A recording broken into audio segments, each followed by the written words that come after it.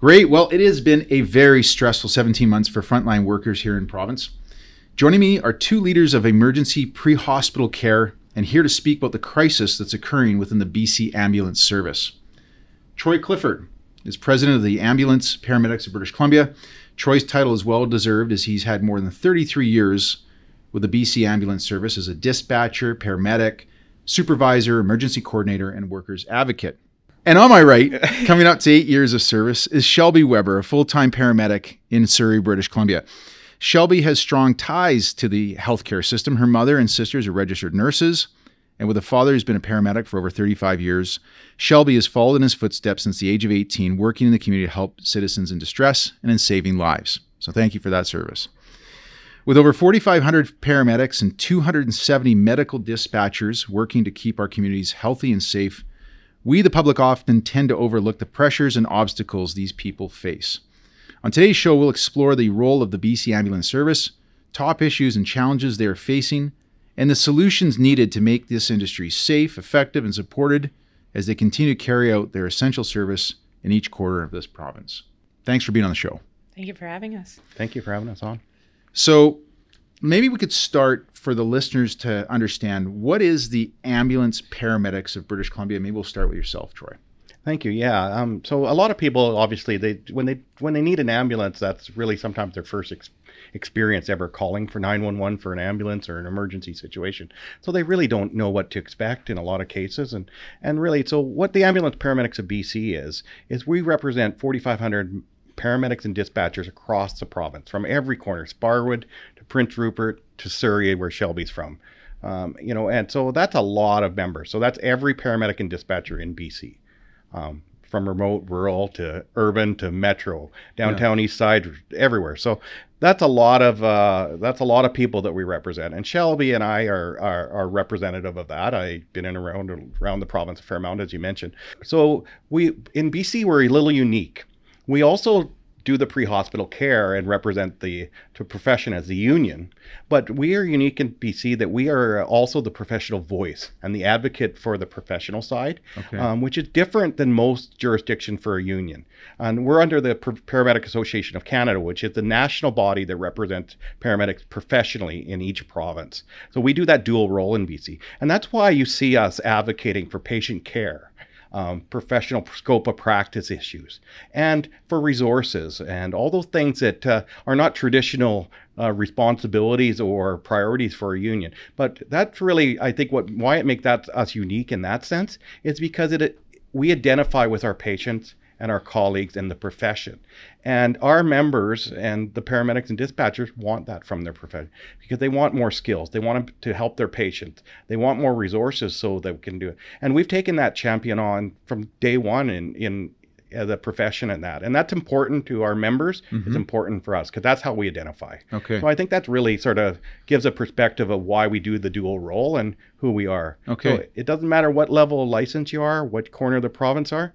That's Ambulance Paramedics of BC representing people under the BC EHS or BCAS. So British Columbia Emergency Health Services. Okay. It's synonymous with BC Ambulance Service, BCAHS. So people don't understand the difference, but they're the same thing. Okay. And that's our employer. And it's not a crown corporation. This is a division of the Ministry of Health, correct? So the structure falls under the Ministry of Health responsibility. Okay. So it's a provincial ambulance service under the Ministry of Health, but it's within the Provincial Health Services Authority, which manages the specialty provincial programs, so Children's Hospital, Children's and Women's Hospital, the Cancer Agency, and the Ambulance Service are the three big within the Provincial Health Services Authority. And then there's individual health authorities that run the interior, Vancouver Coastal, and that. So that's where the umbrella falls, and that's where our employer is BCEHS under PHSA, which is under the Ministry of Health. So it's complicated, but that's really the structure. But that's good, helpful overview.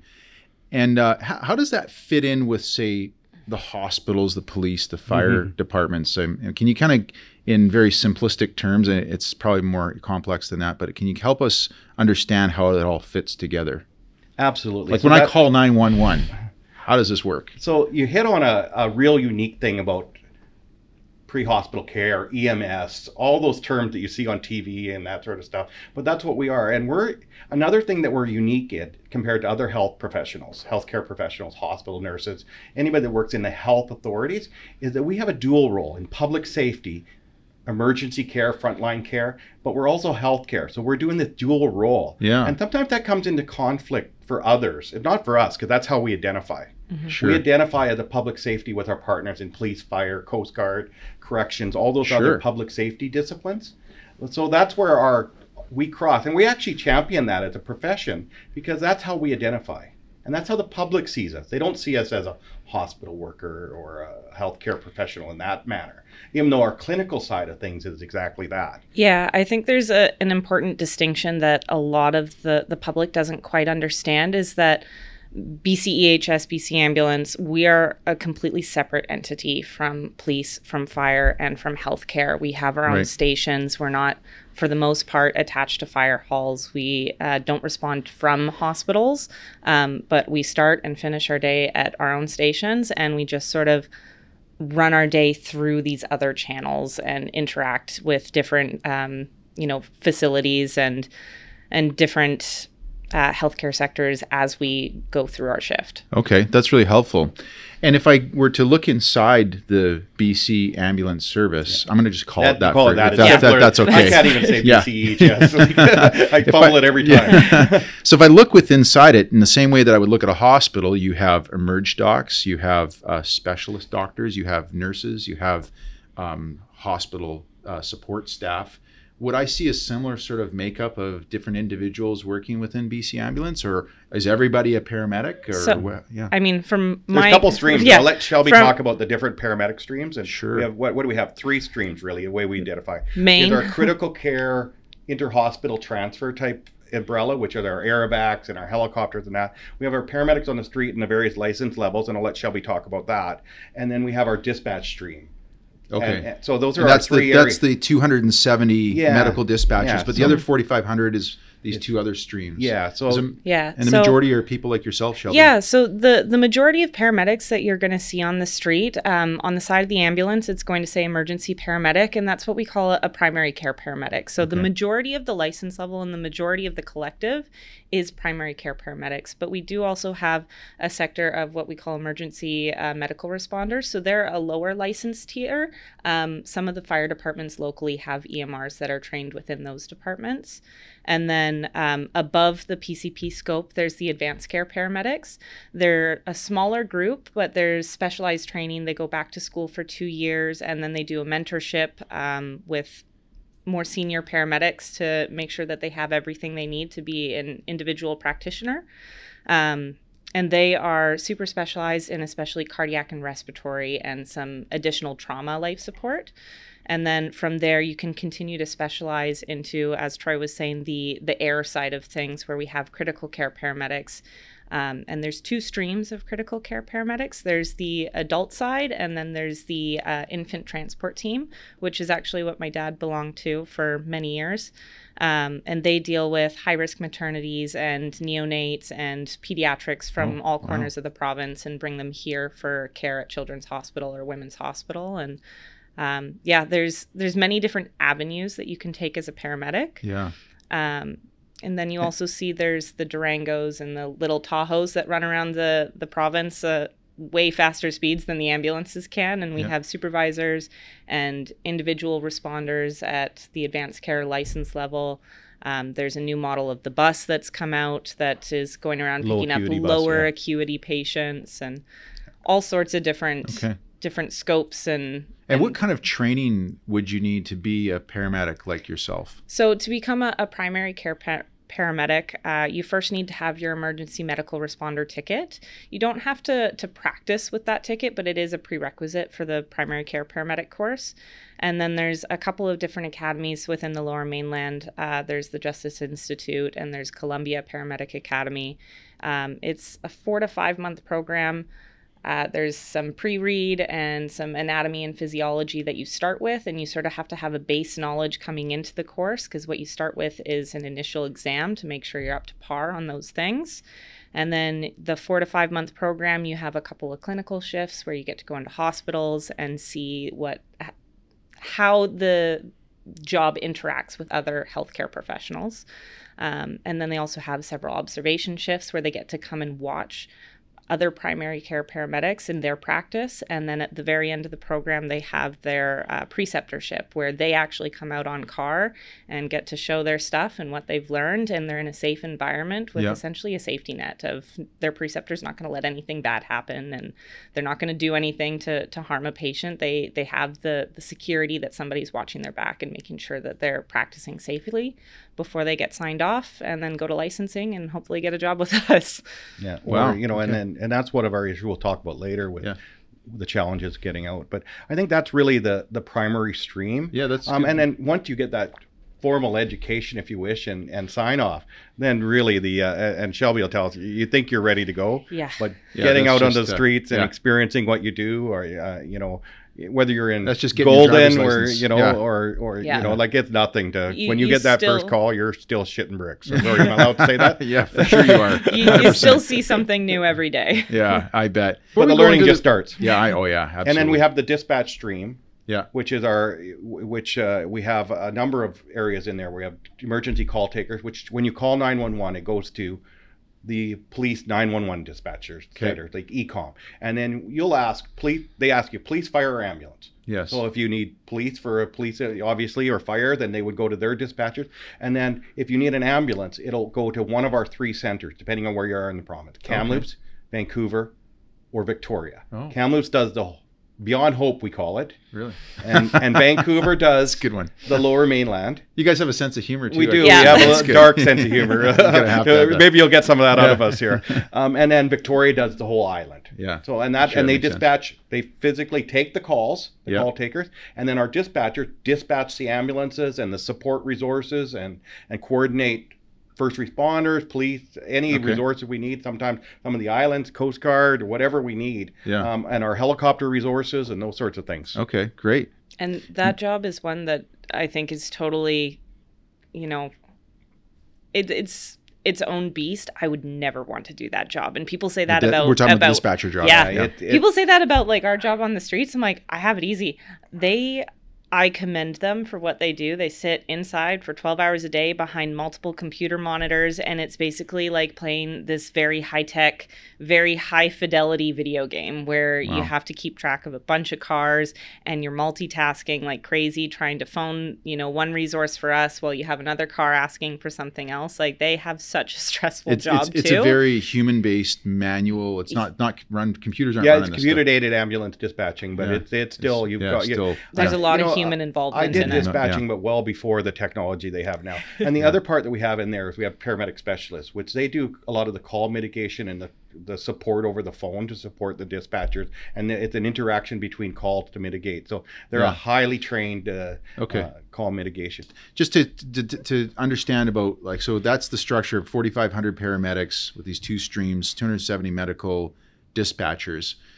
Before we get into these issues we want to talk about, which I want to get into, give us a sense of look, how many ambulances are being called upon on a daily basis? Do you have that kind of stats for us? Do you have any sense of what how much demand is there? I mean, are you guys operating at a 80% capacity, 110%? I would say like 120%. 120%. Yeah, literally. So you're right. So prior to COVID, the minister announced this, and it's stats out there, that we were averaging about 1,400 to 1,500 calls a day for ambulances. A day across the province. Wow. And that's for actual ambulances dispatch. So sometimes when you get one call for a motor vehicle accident, you may get the dispatcher may have 10 dispatchers may have to take the call because everybody's calling 911. They see an incident. Oh, I see. So you may take multiple calls for one call. So that number is quite higher for much higher. The call. This is what you're talking about with the dispatchers and what a tough job they've got. Yeah, exactly. If there's 1,500 ambulance being dispatched, there's probably 3 times that number in actual calls. Yeah, like you could probably have 20, 25 calls for one incident. Wow. Okay. But so then post COVID, once the opening up, we went up to around 1,700 calls. And it's been consistently like that since in the last couple of months. Yes, and that's what they said, is that seems to be the new normal. I hate that term. It's just because of people are accessing, they hadn't been using it. using the services. They'd been locked up, essentially shut in. And the minister said that that's consistent with emergency visits, or up about that same percentage. And then to go back to the heat crisis or dome in late June, we were experiencing around 2,000 calls a day through that 5-day window. So you can see that's another 25% over and above. That's a huge increase. And then what we've experienced probably the last 6 months is about 20 to 25 to 30% of our ambulances have not been staffed. And you're going to ask me about that, I'm sure. So we're got not enough staff to work all the ambulances we physically have.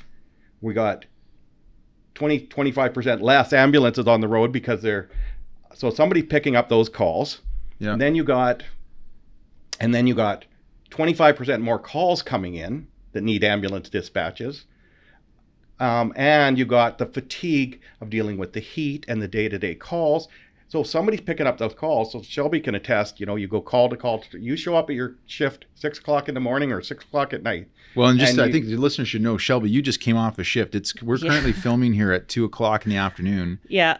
You just worked a shift. Yeah, I came off work this morning. I finished around 6:30. I got home at 7. I slept till 10, and then I made my way out here after eating some food. Thank you for doing that. Okay. It's what we're used to. And so people like you, Shelby, work 2 days. 2 days, 2 nights, and then 4 days off. But I was explaining earlier, it's kind of like you work 5 days and maybe get 2.5 days off, because this first day off, you're so tired and you're sort of transitioning out of a night shift and trying to flip your schedule back to normal. Yeah. So it's kind of a wash of a day. You're tired. You don't really do a whole lot. So just so I can understand this, I work kind of 9 to 5, Monday to Friday. I got a cushy job doing that. So you're going to show up to a shift, say on a Monday at 6 p.m. You're going to work till 6 in the morning. Yeah. You're going to show up then you got 12 hours off to recover. Then you're going to go show back up at 6 o'clock in the evening on Tuesday, work till Wednesday morning at 6 a.m. So my normal routine, and I know a lot of people are sort of similar to me, is when I start my block, the day before I spend meal prepping for the 2 days. Yeah. I go to bed early on the night before because I have to be up at 4:30 to be at work for 6. I work 6 to 6 day shift. I typically will go to the gym, go home and eat dinner, and go right to bed. I don't really do a whole lot else afterwards because you got to get up at 4:30 the next day and do the same thing again. And then we have what's called our swing shift. So we finished our second day and we now get a little bit of a sleep in because we don't have to work until 6 p.m. the next night. I see. So a lot of people will either try and stay up really late after that second day shift, so they're tired enough to sleep in till like noon or 1 o'clock. Or if you're like myself, I use that day to try and be as productive as possible. I'll wake up at 8 or 9, go to the gym, do everything that I need for my night shifts, prep my food, and then try and have a nap before I go to work. So I lay down between like 2 and 4. This must be exhausting. Yeah. I'm exhausted just listening to this. And I'm fortunate I don't have to do this anymore. I'm like you. I work Monday to Thursday. My regular job as a paramedic is I'm senior enough that I got a cushy job. Yeah. Like I work 4 10-hour days, Monday to Thursday. Yeah. So let's contrast this. Look, the reason you guys are here is because my good friend Jeff from the works in the Delta Fire Department. I won't say his last name because he gets in trouble, but Jeff was the one who highlighted this crisis you guys are dealing with. And we're going to get into some of the meat of this in a minute. But by contrast, firefighters work 4 days on, 4 days off, and they rotate through these shifts.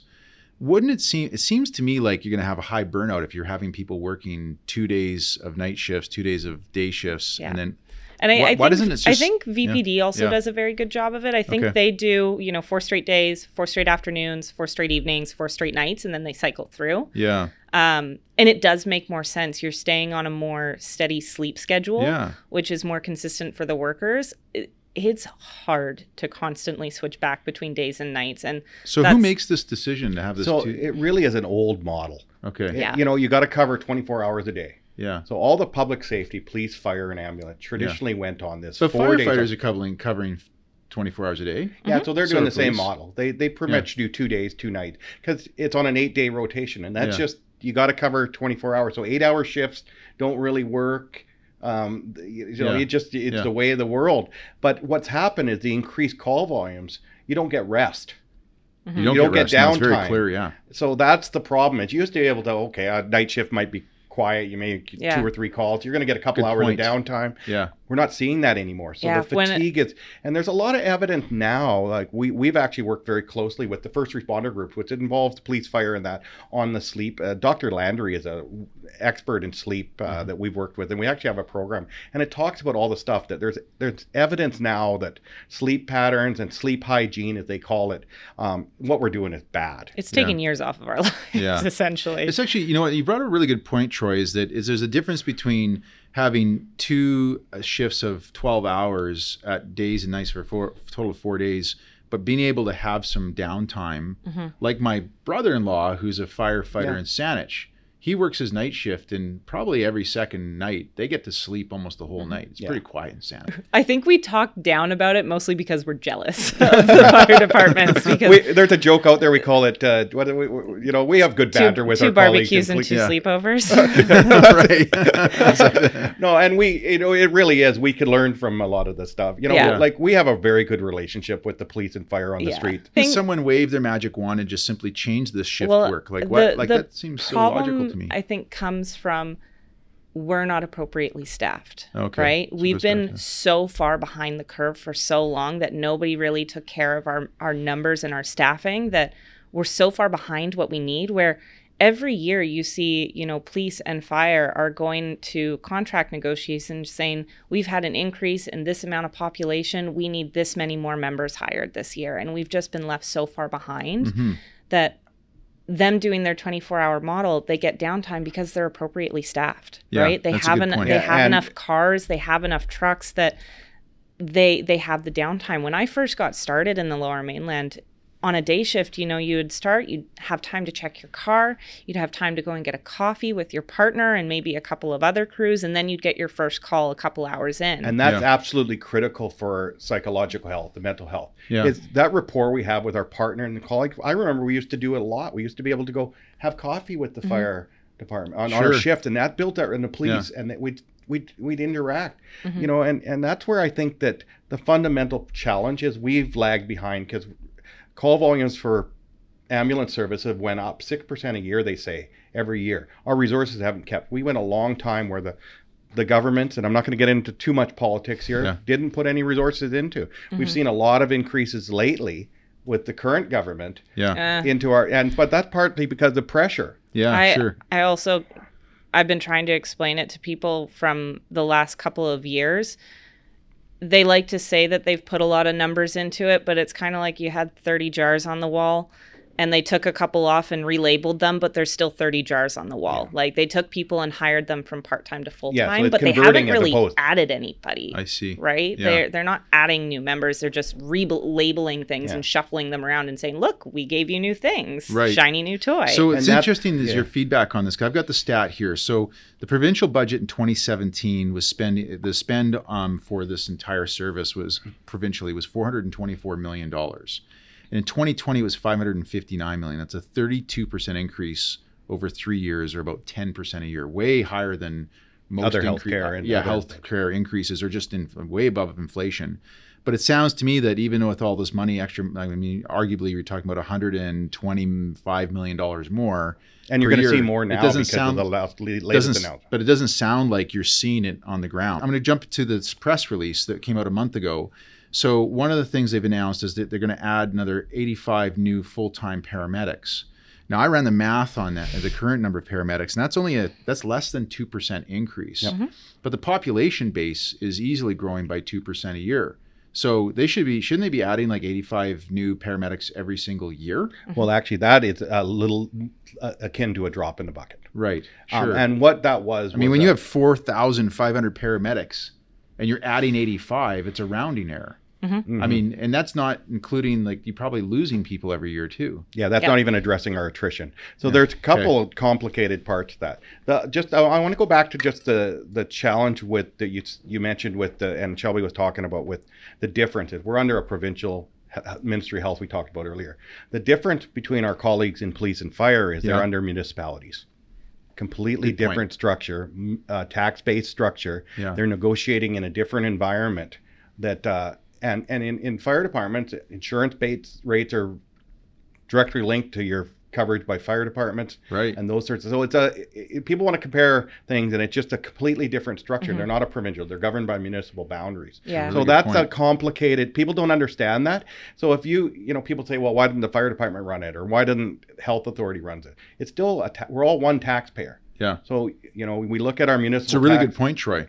Yeah. So and then the other, you asked about how we address the staffing, and one of the things that is not part of that announcement, that was the initial phase of converting a lot of. There's a couple parts to that. There's the rural and remote converting to full-time ambulances. That's a huge change than we've ever experienced. But the 85 and 30 is literally a drop in a bucket, as I mentioned.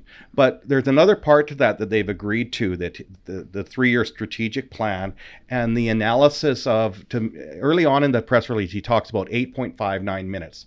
And what that means is he's saying we need to get to the highest acuity calls, the red and purple calls, within 8.59 minutes, which is the national benchmark for high acuity calls that every ambulance service in Canada has subscribed to, that they need to be there in the 90 percentile time in 8.59 minutes. 90% of the time, those high priority calls should be having people like you showing up within. And now, obviously, 8.59 minutes is a long time when you're waiting for an ambulance in a critical situation. And give the listeners a context. What is the current stat? In various areas, the most recent stats I've seen from Burnaby, I think, was over 11 minutes. 90% of the time, they want to be at those high acuity calls, the cardiac arrest, the bleeding, serious bleeding, the respiratory, the cardiac calls, the chest pain, somebody having a heart attack, for a lay person. Those are what we consider the reds and purples. They're just a color designation for the most highest of calls. And that's how we just prioritize. And the province right now is averaging about 3 minutes longer than that national standard. Yeah, in a lot of cases. So they've released the stats in various communities. And that standard to give the listeners a context, like, how important is 3 minutes in those kind of calls? Well, crucial. Yeah. Like, absolutely crucial. I went to, like I was telling you, there was a call that was holding for 45 minutes last night. And the difference was being, well, the fire department is 5 minutes away from them. They have a fire hall right around the corner, and that's great.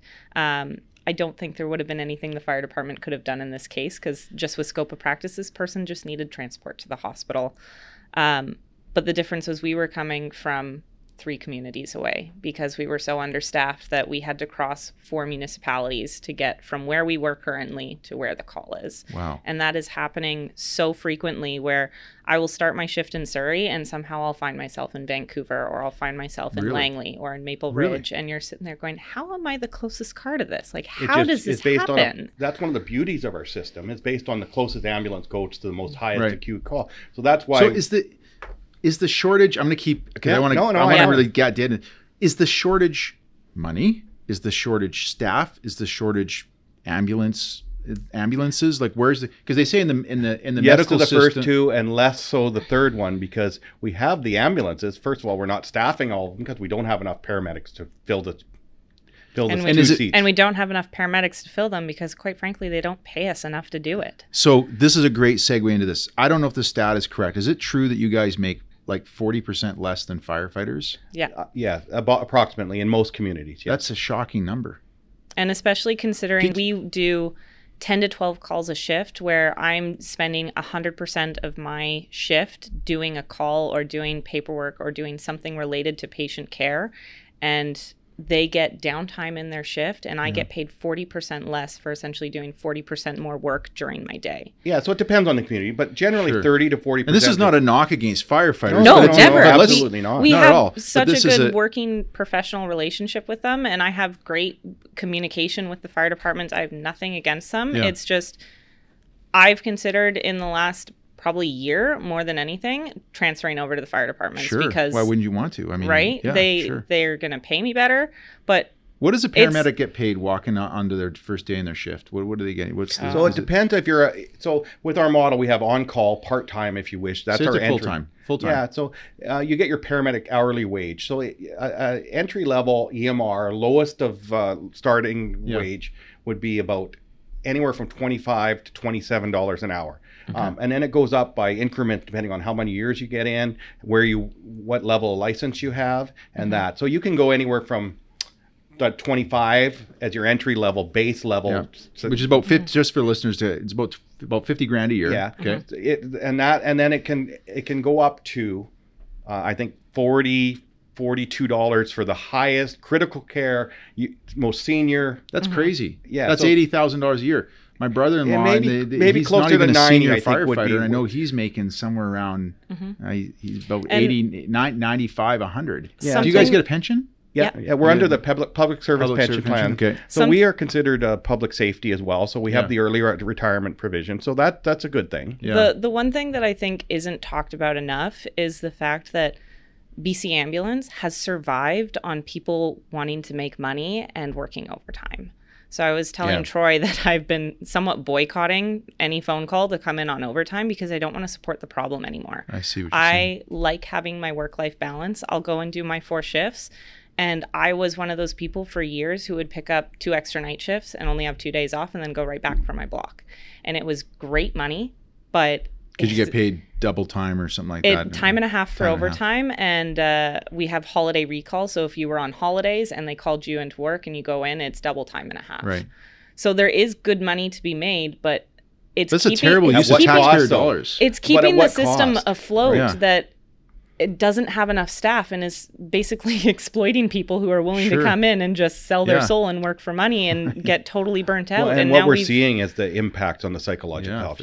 Those 4 days and your holidays, are needed to recoup, especially now that you're not getting any rest on your shift. And we call it, the other part of that is you need to get unit hour utilization down. So Shelby said, how much are you running at? She's running at over 100% of the time. So what they call time on task. Yeah. So she's over 100% because you start your shift and you go call to call to call to call. You don't get a break. So the standards across there, and depending on who you talk to, says you should be about 40 to 50% of your shift on call, on work. 40 to 50%, okay. So that way you're available for the peaks and valley, or the peaks of calls. Because if you're running at 100%, you don't have any capacity if you have a spike where you get a whole bunch of calls at once, because you can't predict that stuff. Well, you can reasonably predict it, but when you don't have capacity to expand, and that's what happened with the heat dome. We were already running at bare bones, maxed out. We didn't have capacity. We're running short-staffed. Yeah. And now you add on 25% more calls. Yeah. What did you think was going to happen? Yeah. And the fact that the people that are working, I mean, I was standing in an apartment for probably an hour and I was drenched in sweat because we wear these thick uniforms. We didn't have the t-shirt mandate yet. We didn't have water with us. And I'm standing there waiting for another service to show up so we could leave. And it was just like, you were disgusting when you walked out of there. I'm like, I can't even go back to the station and have a shower because they have another call holding. And we were driving to one cardiac arrest when we heard over the air a term that our dispatchers use is cancel previous take instead. You know, we are on a call right now, but there's a higher acuity call, so we're going to take you off of the one that you're currently attached to and put you on a different one. And something that I had heard on the first day of the heat dome in June was, you know, whatever call sign the car was, canceled previous cardiac arrest for a higher, what was the term that they used? Survivability or whatever you want to call it. It was more viable sounding cardiac arrest, I think was the term that they used. So let me just get this clear. Yeah. You're on your way to help, just to get layman's terms. Yeah. Cardiac arrest is a heart attack. Yes. So it's somebody whose heart has stopped. Okay. Right? So so you're on your way to help save the died. life of someone who's possibly going to die from a heart attack or their heart stopped. And you've been stopped from that call to go to another cardiac arrest that apparently is even worse than... Yes. It's so How did that feel for you? It's so horrifying to hear that, like, we don't even have enough people to deal with all of the most crucial calls that are going on right now. And all you could hear was cardiac arrest in this area and cardiac arrest in this area. And sorry, this crew, you have a cardiac arrest and there's no ALS available. That's why the low acuity calls took 13, 14 hours to get to, because we couldn't get past the most acute call. I talked to one paramedic. She was on advanced life support paramedic unit in one of the lower mainland communities here. She did 12 cardiac arrests or sudden deaths in one shift.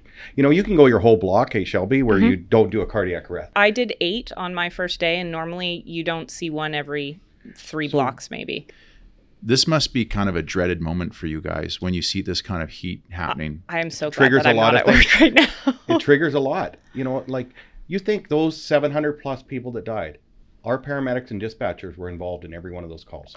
I think the coroner said, do you guys get mental health services provided to you? Yeah. We have a very robust critical incident stress program. Yeah. I've been working with WorkSafe and our mental health advisors and we have approximately 25% of our paramedics, those 4,500 members, around 1,000 of them, that are either off on WorkSafe psychological injuries, in treatment through our critical incident stress management program, or been in treatment. Mm-hmm. So that's almost 25% of it. And WorkSafe says this to just us, feeds into the staffing shortage. It does, because that fatigue, that stress. So when my that, friend Jeff, who's the firefighter at Delta, told me about this and how we got in touch, he described this as a crisis. Yeah. Would you say that's a fair assessment of what you're dealing with right now? Yeah. It passed the breaking point for sure. The heat dome really, I think, or the heat weekend, that really was the culminating. You know, we can't do this anymore. And I, in fairness, you know, there was a lot of acknowledgement through that. And I mean, we were having the conversation before you came in with it really was the straw that broke the camel's back. But I made a comment. I said, you know, the camel's had 3 legs for the last 20 years. Yeah. So it's a crisis, but it's also been a crisis for so long. And it's just finally getting the acknowledgement that it deserves, that this system needs to be fixed. What are your concerns about the fact that they got this nice fancy press release by Minister Adrian Dix with some of these plans? It's been a month ago. What is your concerns that there won't be delivery by the province here? Because this isn't like the first time you've had an issue. I mean, this, like you said, you've been running on 3 legs, a camel on 3 legs for many years. So what I've been saying to people about that is a lot of the stuff we've already implemented. What I've seen a change in is the new leadership that they put in place. Is taking a hands-on. Okay. If the government model that they put in place follow through what I've seen so far since they put it in place, and and they do what this is intended to, because what we can't do is fall into what we've done and let the same people that got us into this situation. They need to change the leadership within the organization, and I'm seeing some change there. Mm-hmm. And what we need to do is we need to not let this up. That's a good start. Okay. There's a lot of good stuff in there. But Troy, and I know you don't want to get political, but I'm going to get political. I'm going to get political for a second. So you had a BC Liberal Party that ran this province for like 14 or 16 years, but you also have had a BC NDP party running the province for 4 years. It's not like these guys just showed up at the head of the ship like in last month. I mean, Horgan's been premier for 4 years. So tell me, aside from what we've seen in this press release, because I do want to get into these solutions, and we're kind of going to go back and forth a little bit here between problems and solution. What do you want to see happen? Like, forget about what they've said they're going to do. You're representing the BC Ambulance Service. You're on the boots on the ground here, Shelby. What needs to happen? So the biggest thing that needs to happen is that we need to pay our members meaningful wages to recruit into this profession, because we can't recruit into the profession because we're paying. It's not like people. Yeah, people are knocking down the doors trying to get in. People come to us and they get their experience, and then they go to police or fire because they pay better. Or they go into industry, because the starting out paramedics that comes out of that JI or one of those training programs, and I got my ticket, it says I'm a EMR or a PCP. Where can I go to work, BCAHS? And what are you going to pay me? And they say, you can go to Tumbler Ridge and we're going to pay you $2 an hour while you wait for an ambulance call. And then when you get a call, we'll pay your regular paramedic wages. But if you don't get a call, you're going to get $24 for the shift. Really? And you can go up, if you live in Vancouver and that's the only place you can get astonishing. So you say, well, no thanks, because I can go to Tumbler Ridge and work for an industry for $500 a day. For like a so why would I go for an oil company? Industry is like begging for people to work with paramedic tickets. So why would you start out, even though you want to be a paramedic? That's one of our biggest things: recruiting people into the profession, because we don't have anything to offer them from a meaningful wage. The entry level for full-time paramedics is the Lower Mainland. So if you grew up in Sicamous, you have to go to Vancouver to get full-time. And it's even very then, our expensive. wages are not enough. Now you got to And move these wages are not indexed to the No. region, right? No, Like, They are that's the another same. big problem. They are the same if you work in the Lower Mainland versus if you work Right. in Prince George. because at least in Prince George or Tumbler Ridge, Yeah, The The money goes a lot. Goes a lot Money further. can go a lot farther I than mean, where Shelby's it does here. just trying to get into the market down here, and she's had to, I live in the interior. I am going to quote here just so you guys see. This is from the Job Bank government website, and it says here, let this sink in. Now, the province of BC's parading around the fact that the government is parading around the fact that they've raised the minimum wage to $15.20 an hour. So if you're working at Tim Hortons, you got to get paid at least $15.20 an hour. The low end of an emergency dispatcher coming into this role is $15.20 an hour. The median is only 23, so we're only talking $8 an hour higher for what you described, Shelby, as one of the most stressful jobs in this world. I wouldn't want it. For I did it. $23, I went back on the street. high end is $32 an hour. That's $60 grand So a is year. that emergency medical dispatcher? This is or the emergency 911? dispatcher. I think that might be 911 dispatch. ecom. I think okay. ours might get a little bit more, especially Well, they at have the higher paramedic end, right above but- it. It's a little bit higher. Yeah. So paramedic is 18. So that's the emergency dispatcher. Okay. And then paramedic is 18.20 starting that an might hour. be a little low. I don't know. That's but the start. But still, this is of course this is across Canada. So this is an average. Okay, that's but probably this true is then. just but this is just to paint a picture. Okay. So again, I'm going to stick to the average. So Yeah. emergency dispatcher across Canada is getting an average of $23 an hour, maybe a little higher here in BC. The paramedics are making on an average of $29 an hour. Yeah. And again, simple math is always, for those people who think in terms of annual salary, you just take the hourly rate, double it, that's your annual salary. Yeah. General rule of Yeah, thumb. you're right. And by contrast, an average firefighter across Canada is getting $44 an hour, about almost 90 grand a year. Mm-hmm. So like there's a massive, massive discrepancy between what you're earning and what firefighters are earning. And I think the average person doesn't realize that, No. which makes sense why you're having such a hard time recruiting people. Very much. And that's where a lot of people want to play on that. This is not us and them thing. Yeah. And I think people like to hype that up, and we don't. Obviously we're envious of them. Yeah. We want that because we feel we're doing equal or just as important work, which we are, I believe.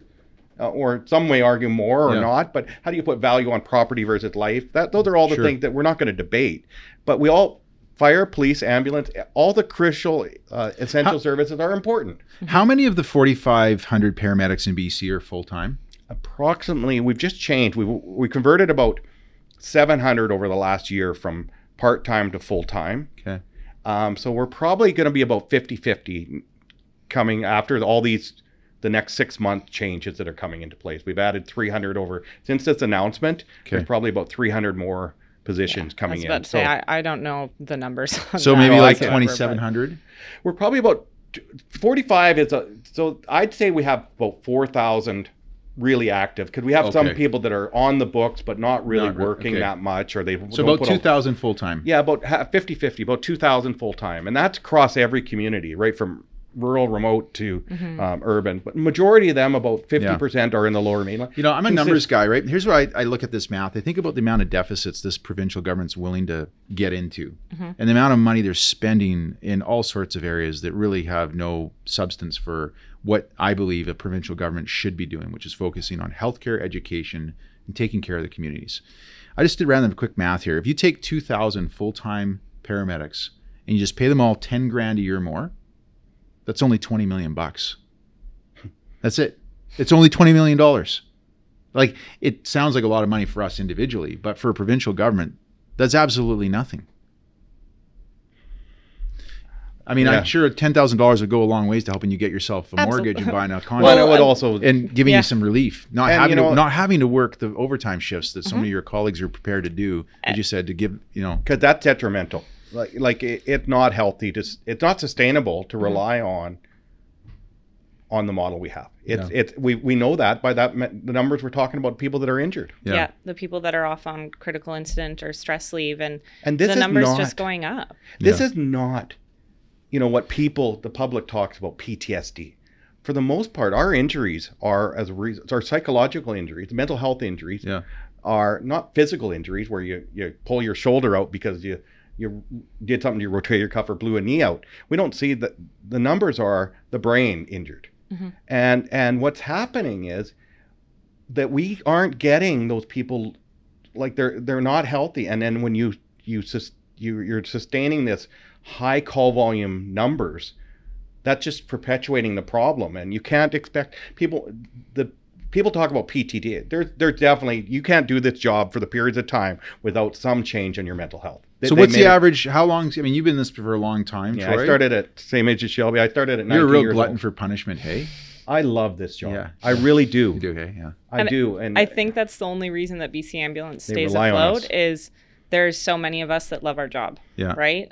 we love our patient. We love helping people. I didn't get into it for the money, but I would like to be compensated fairly. But it's the reason that I haven't gone to another service is I don't want to be a firefighter. I don't want to be a police officer. I want to be a paramedic. Yeah. I love what I do. I love the interactions that I get to have with my patients. I just want to be compensated fairly and not have such a shit work environment all the time. What a reasonable request. Right? You think? How dare you? Maybe John Horgan and Adrian Dix, you guys are hopefully going to listen to this one because that's it. I mean, that's right up the whole representing workers and looking after the workers of this province. When you talk to paramedics and dispatchers like Shelby and you know, I work on cars still, but obviously in this role I don't do as much. And in the last year or two, obviously we had a couple things going on. Yeah. But you know, you talk to people, they're not talking about a call that's stressing them out. They're talking about the operational stressors, the things that can be changed to, you know, if we were talking about every call that's causing me stress, we haven't mentioned one thing about a call. No, you haven't. No. That stresses out. Yeah. So we're talking about operational, bureaucratic system problems that are affecting the mental health of our members and our colleagues. And that's wrong. Yeah, absolutely. Troy, in your communications with your peers across the country, are other provinces experiencing the same thing, or is this truly a BC problem, or is it?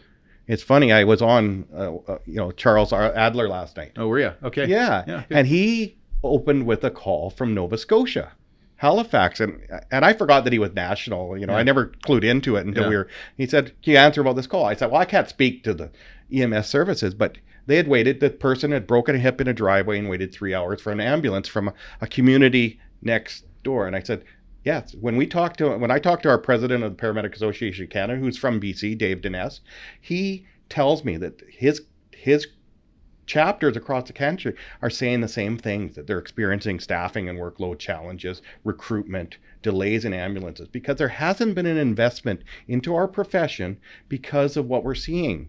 And so it isn't just unique to us. Hospital delays, when we talk about handoffs in hospitals, are a worldwide problem.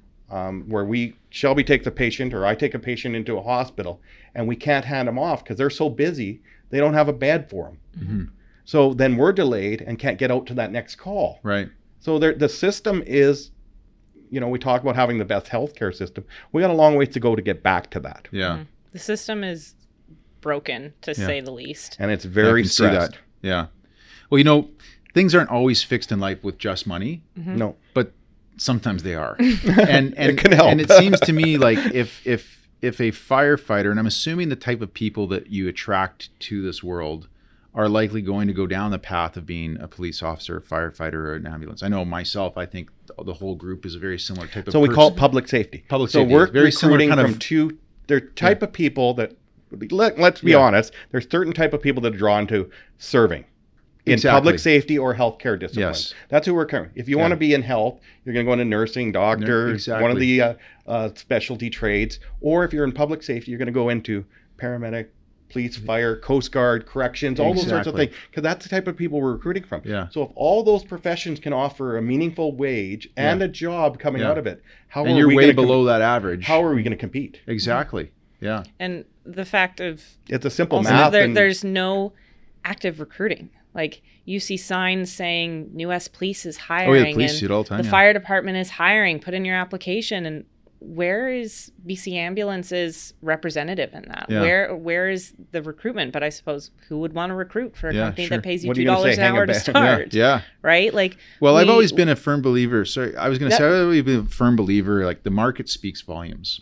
And when I look at many of the friends and I know a lot of people in the fire departments because of my brother-in-law, Yeah. And like it is so hard to get in the fire department because it's a pretty cushy job. I mean, like these people have very stressful moments, but I know my brother-in-law and I know what he goes through, and I know Jeff, and it's a pretty good gig, you know? And so when you look at the number of people applying and trying to get in, it's very logical that there's obviously either they could pick the cream of the crop for their application. They're either getting overpaid and overcompensated, or likely maybe it's a mix of that, and you guys are just so far below. And I think it brings up an important point of what isn't really touched on enough is when you see your house on fire, you're going to phone 911, you want the fire department to show up. And you don't want a paramedic to show up with their fire extinguisher. And when you have a medical emergency, we've fallen back on this, but the fire department didn't come in. The fire department got here first, and they are a wonderful resource, but they can't transport a patient. Good and point. That at the end of the day is what 90% of the people need. And it's a Band-Aid solution to say, well, we've increased the scope of the fire department. That's great, but it's not what they're designed for. It's not what they're designed for. And quite frankly, they didn't go to be a firefighter to be a paramedic. Right. Really good point, it's a Shelby. Part of their job, but it's not what they actually wanted to do. Yeah. And they're sort of being pushed into this box of helping us because we don't have enough resources. Right? Like at the end of the day, if you're having a heart attack, you want a PCP paramedic, you want an advanced life support paramedic, to treat and you want transport to the hospital. Anything else is a Band-Aid solution. And I'm not taking anything really away from them. They are fantastic. And I love my working relationship with them. But they are not the solution to the medical problems. And that's what the whole first responder program was built on, to support. If somebody's in a critical need of intervention, that's what the first responder program is, whether it's a fire-based one or a volunteer organization. If you can be there to help in a critical intervention case, that's what their training is for, is that if you're bleeding or having a cardiac arrest, you need CPR, and we work very well in those environments. But that's what the first responder program is. It's not meant for compensation of not having enough ambulances. Yeah, and that's really, I think, when you talk to the public, that's what they don't know. They just want somebody there sooner to help them through their emergency, and that's just it. It is their emergency. They're going through something stressful, and they just want somebody there. Yeah. But having the fire department show up and basically stand and stare at them for 15, 20 minutes, waiting for us to show up and get there and go, okay, well, we can provide this treatment and let's go to the hospital. Yeah. How unfortunate is it that in the society we live in today, with all the wealth that we have in this country, that we've all become, I'm talking as a layman here, okay, as a citizen, not in your world, become accustomed that if there is an emergency, I just expect the fire department to show up first. And then they're going to be there to support me until the ambulance comes. So where'd that come from? They've had over 100 years, and they do a brilliant job of their media and public relations. Yeah. We do a shitty job. Right. my point. We should do. No, we should learn from them. My point is that I think if I could wave my magic wand and increase that pay by $10,000 a year, you would find more. You have that? Where is it? I'll work on it. Believe me, after this podcast, I will be making my phone calls and emails. Okay, so if I could wave my magic wand and give all those 2,000 paramedics that are working their butts off across the province an extra $10,000 a year, only $20 million in the budget, wouldn't be much. You would likely also recruit more people and then have more people staffed, and then you would be able to have a little bit more mental freedom to be able to actually do your job really well. Yeah.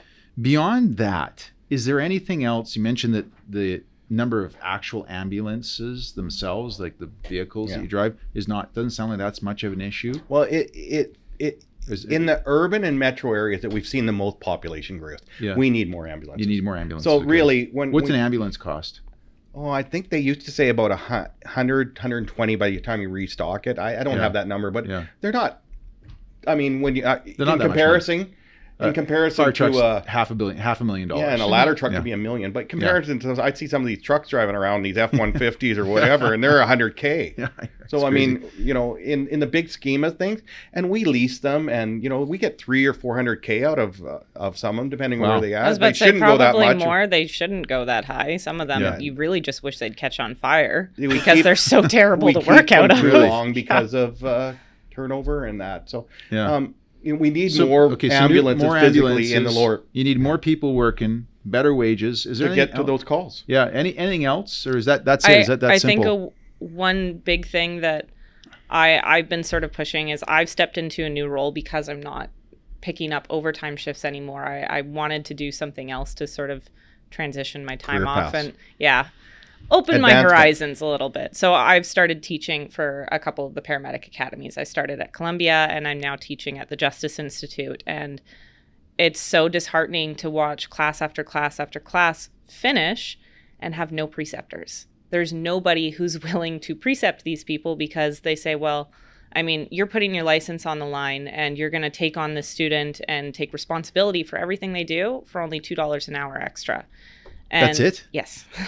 So just make sure we're clear. Preceptor is basically like a trainer, a a trainer. mentor. Yeah, a mentor. Yeah. Yeah. So, And as a mentor, I'm going to get $2 an hour more to take on all that this responsibility. all the responsibility. Yeah, and I think when you talk about those announcements and all this stuff, this all comes down to morale. We've gotten so beaten down Right. that people need some hope. They need a true culture change Yeah. and support by our leadership. We're Yeah. begging for leadership. Yeah. And that's what I'm trying to do. That's what I get on the Sure. media, and I talk to everybody that'll listen to me. And who is the even- leader? Is there someone who's the They've head? just appointed Leanne Heppel as the interim chief ambulance officer. Okay. And And so who was far before her? we didn't have one. That was the new announcement by the minister. You didn't have one? We had a chief operating officer, Darlene McKinnon, who, as you know, was there was a petition that went out to try and get her removed after the heat dome, and nice lady. She was in the wrong job, or she Yeah. didn't demonstrate a leadership that we needed Yeah. to get us through the toughest times we've been through. Like everybody, I don't want to just say us, but COVID really changed our organization, our membership, and our members were there day in and day out, and we got recognition and highlighted the value through COVID, I think, from the public that we've never seen in our history. Yeah. But that also made us vulnerable, Yeah. and that people said, and I think it came to a point where we got to the heat dome last month where that was, like Shelby said, the straw that broke the camel's. This has been going on for a long time, and now the public's starting to get aware, and that's what we're talking about here. Yeah. Is they're like, wait a sec, this is wrong. Like almost 10 years ago when I came to my dad and said, I want to do the PCP program when I graduate from high school. And he took so much time to try and talk me out of it. Really? And he loves his job. He Yeah, he's an loved what amazing he man. did, but he didn't want me involved in the politics. And now I understand that, but it's like, I've made this decision. I know it's what I want to be doing. So what can I do now to try and affect that change? I love the teaching role. I'd love to be a preceptor, but they also have caps on who can apply, and you have to have 3 years plus a day of full-time seniority. But it's like, what an arbitrary number does define Yeah. when we've been doing call after call after call. You think we don't have enough experience to precept these people? Sure. It's sort of ridiculous. And then you come to the fact of, okay, now you have people applying, but nobody really wants to be a preceptor because you're not paying them appropriately to take on the extra responsibility. So there's so many little problems along the way that can just, like Troy said, sort of change the morale. Right. And hopefully the politics will start to swing in our favor again, where people will start to see the value in our position and our job and how we are with the public. And the boots on the ground work so hard. Our managers on the ground work so hard. But it's just, I don't think there's enough from upper management in that they don't. There's a disconnect, and so many of them just come from a background that is not EMS focused. They're nurses that don't really understand our job, and they're trying to convert us into something that is not what we were designed for. They're trying to put us in this healthcare model, a hospital model, and we're not that. Yeah. But You asked what could we do? Change the morale, because what Shelby's talking about is why I do this. People say, you're crazy. You end your career. I got a cushy spot. Why didn't you stay in Asturias and just work your Monday? I took this on for this reason. I believe in this profession. Yeah. I mean, why would I do that at the end of my career? Yeah.